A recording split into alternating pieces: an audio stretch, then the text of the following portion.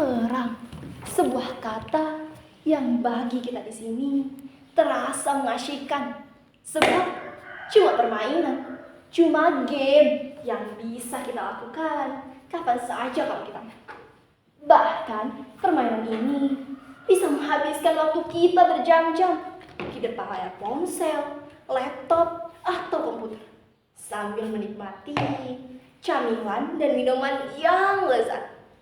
Sementara bagi saudara-saudara kita di Palestina, di Gaza, siapapun mereka, apapun agamanya, perang telah mengubur seluruh mimpi dan masa depan mereka. Sejak perang berkecamuk, belasan ribuan anak telah terkubur. Orang-orang dewasa telah mengubah dunia ini menjadi tempat yang menakutkan dan penuh ancaman. Bahkan sampai ke dunia rekaan, dunia virtual. Ancaman ini pun tak berakhir.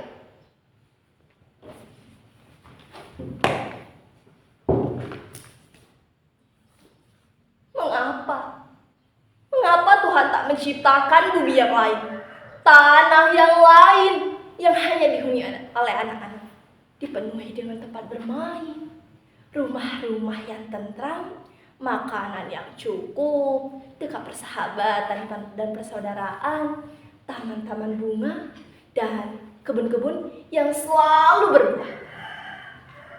Tak mengapa kalau Tuhan ingin menyertakan orang dewasa di sana. Asalkan hati mereka sudah dilimpahi dengan cinta, bukan angkara, amarah, atau kebencian terhadap sesama. Supaya anak-anak tersakiti lagi, supaya ada yang menjaga mereka di malam yang gelap, supaya ada yang mendekap mereka ketika mereka kedinginan, supaya ada yang menceritakan dongeng-dongeng atau kisah-kisah yang indah, supaya ada yang memastikan mulut-mulut mungil itu tak pernah kehausan dan kelaparan.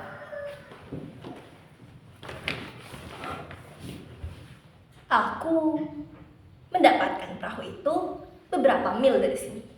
Berhari-hari aku menyusuri pantai ini mencari perahu nelayan yang tak terpakai lagi dan memintanya untuk kugunakan mengangkut sawah.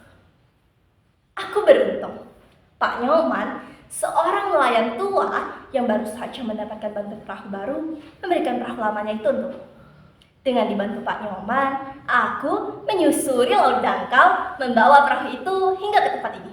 Dengan perahu itulah aku dan teman-temanku, Made, Joshua, Christine, Ali, Harun, Butet, dan Meli akan pergi jauh sekali. Mungkin sekarang kalian diam-diam bertanya, mengapa aku sendirian? Di mana teman-temanku? Sabarlah, pelan-pelan kalian pasti akan mengenal mereka. Mereka ada, hanya terkadang seolah-olah tak ada, atau mungkin dianggap tak ada. Aku malahan prihatin karena tak berhasil menemukan kalian. Aku sudah mencari kalian di rumah kalian yang baru, di kampung maya itu, mengunjungi alamat kalian satu-satu, meninggalkan pesan, tapi tak satu pun dari kalian yang menjawab pesanku. Tapi tak mengapa. Mungkin aku memang bukan teman yang asyik.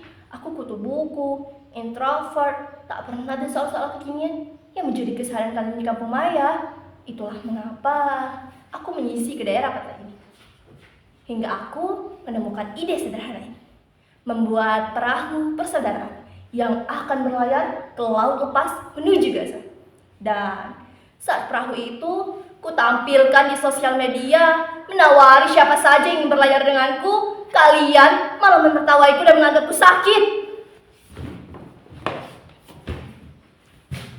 Kasihan, hidup di zaman teknologi, tapi jiwanya masih nenek moyang besar pelaut. Itu perahu, dibawa mancing aja jebol. Gimana mau dipakai berlayar? Pelawak, sayang, gak lucu. Ya, begitulah kalian menanggapi ajakanku. Aku hampir saja merasa tak waras dengan ideku ini. Wah, pada suatu malam, Made, Joshua, Christine, Ali, Harun, Butet, dan Melin, teman-teman lamaku datang. Mereka mengunjungiku di tempat. Saat itu, aku sedang tertidur di perahu. Idenya sederhana. sederhana, bermula dari hobiku yang suka mainkan game peperangan dan rasa kasihan yang tiba-tiba muncul begitu saja melihat nasib anak-anak korban perang di Gaza. Aku mengajak teman-temanku untuk berkumpul dan berpikir untuk melakukan sesuatu. Bagaimana kalau kita mengumpulkan dana atau barang atau pakaian atau apa saja selama 1 bulan lalu kita bawa berlayar? Begitu kata mereka. Aku akan menciptakan sebuah lagu cinta untuk anak-anak di Gaza. Lagu ini akan kita sebarluaskan di seluruh akun media sosial. Dari sanalah kita akan dapat empati yang besar dan sejumlah uang untuk membantu Gaza. Ide Joshua ini tentu saja langsung disetujui oleh Butet. Keduanya memang hobi bermusik. Meski masih sangat belia, ia sering dipercaya untuk membuat komposisi untuk kebaktian di gereja. Kini aku membayangkan Joshua seperti mewarisi bakat Amadeus Mozart.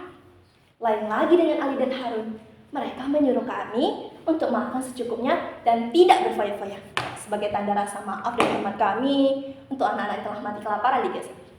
Sedangkan Christine menyarankan agar kami menuliskan surat mengadu pada Tuhan dan mengirimkannya ke Yerusalem, tembok ratapan, sementara aku dan Made mencari perahu untuk melayarkan semua harapan ini.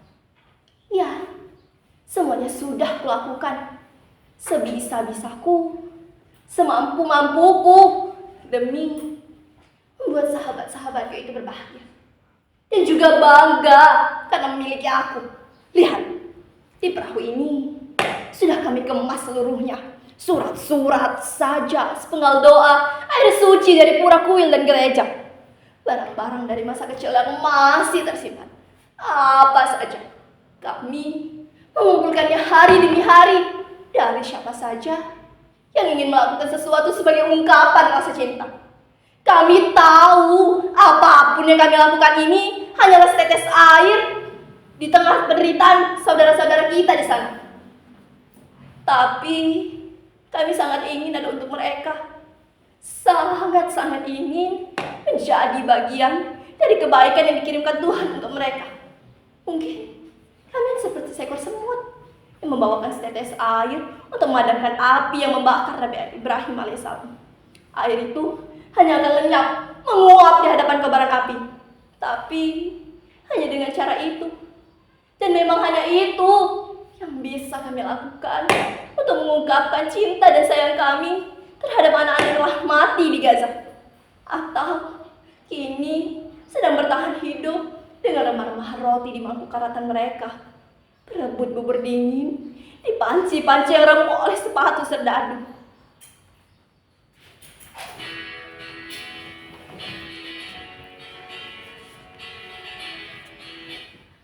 Hei, Joshua, Christine, mengapa kalian masih saja diam di situ? Ayo, aku tunjukkan sesuatu yang sudah kukerjakan. Kalian berdua pasti senang. Lihat, surat-surat untuk Tuhan sudah kumpulkan. Sebagian sudah dikirimkan oleh pos. Dan ini sisanya kita bawa berlayar bersama perahu ini. Oh ya, aku juga sudah menyiapkan komik-komik kesukaan kalian. Kalian tak usah khawatir. Kalian tinggal duduk manis dan menikmati ceritanya. Ayo sahabat kalian tampan dan cantik. Ali, Harun, maafkan aku sahabatku. Aku tak membawa ketapelmu. Aku pikir kita tak membutuhkannya lagi. Tak ada siapapun yang perlu kau hadang. Dengan senjata batumu itu, kita akan berada di tengah lautan, menikmati matahari timbul dan tenggelam, langit-langit bersih, dan bintang-bintang cemerlang di hamparan gelap malam.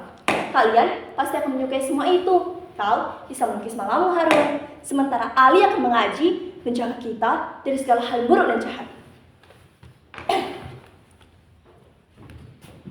Butet, Horas bah, rindu kali aku denganmu. Lama tak dengar kamu nyanyi. Hahaha, kau masih saja berlagak seperti penyanyi rock and roll rupanya. Oh ya, tugas dalam perjalanan ini adalah menyanyi. Tiap kali kau lihatlah kami lupa atau rindu dengan kampung halaman, kau harus menyanyi. Sepakat kan kau? Apa? Catur. Aku sudah menyiapkannya di perahu itu. Kau tak usah khawatir, sahabatmu ini masih cekatan seperti dulu. Oh ya, tapi kau harus janji, kita masih secara sportif. Jangan kau pakai cara bonar-bonar itu ya.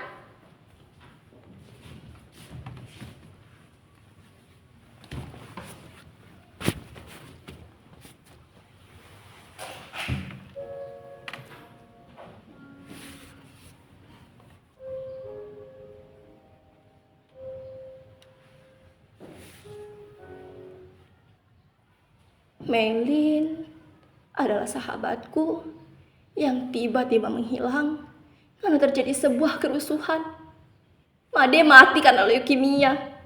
Dia tak tertolong karena ayahnya hanya seorang nelayan, Pak Nyoman, yang memberikan perahu itu untukku.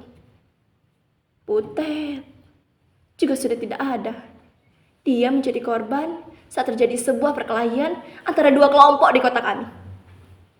Sedangkan Ali dan Harun, keduanya aku kenal saat mengikuti Olimpiade Matematika untuk siswa sekolah dasar. 1 tahun setelah mereka kembali ke negerinya, aku sempat melihat mereka tertangkap kamera dalam sebuah berita di televisi. Keduanya tertembak di dada dengan senjata ketapelnya. Sementara Joshua dan Christine, mereka ikut terkubur dalam runtuhan gedung yang hancur oleh ledakan bom. Itulah mereka, sahabat-sahabatku yang mungkin akan pernah kalian kenal atau kalian anggap tak ada. Tapi bagiku, mereka hidup dalam hatiku. Dalam benakku, mereka terkubur dalam catatan kelam.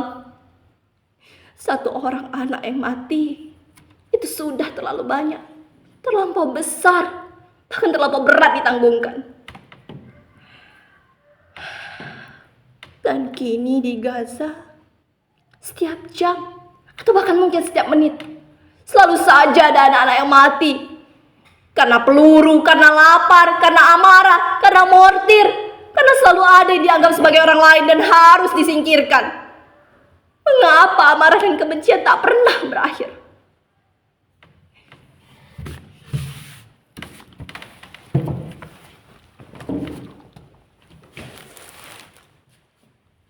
Barang-barang ini aku dapatkan dari sahabat-sahabatku tadi.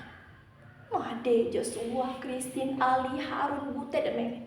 Dengan menyimpannya, aku masih bisa merasakan kehadiran mereka. Di saat aku merasa sendiri dan rasa rinduku terhadap anak-anak di Gaza dianggap sebagai khayalan gila, mereka mengunjungiku dalam mimpi. Di sana, kami memiliki sebuah perahu yang dipenuhi oleh selimut, boneka, mainan, dan buku-buku. Kami seperti sebuah titik putih di tengah semesta kegelapan. Aku ingin sekali ada untuk saudara-saudara aku di sana. Aku sangat-sangat ingin menemani mereka.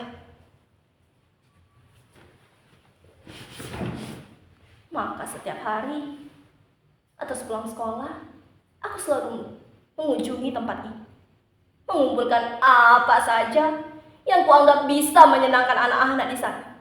Aku membayangkan mereka tersenyum dan memelukku saat menerimanya. Mungkin kalian pun akan menganggapku tak waras. Tapi apa yang bisa kulakukan untuk mereka? Apa yang bisa kuberikan untuk mereka? Ayahku hanya seorang nelayan. Apa yang bisa kuberi untuk mereka? Kadang seharian, aku hanya membayangkan seluruh ikan-ikan di lautan ini datang ke Gaza dan menjadi lauk-lauk yang telah matang di piring mereka. Hari ini, aku telah menuliskan surat terakhirku. Dan setelah itu, aku akan melarungkan perahu ini.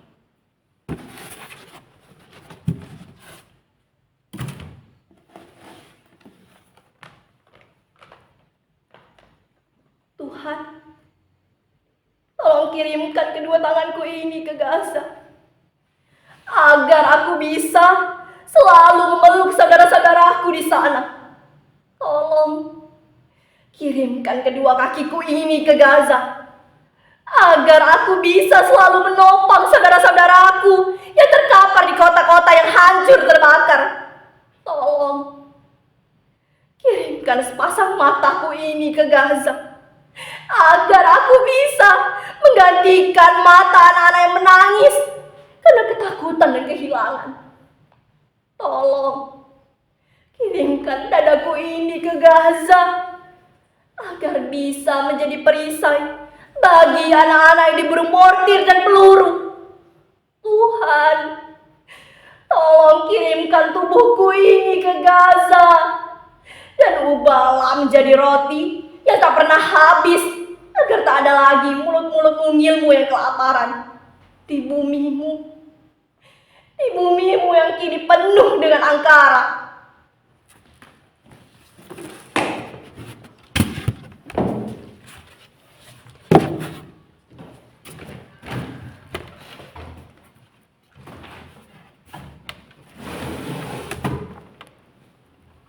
Apa?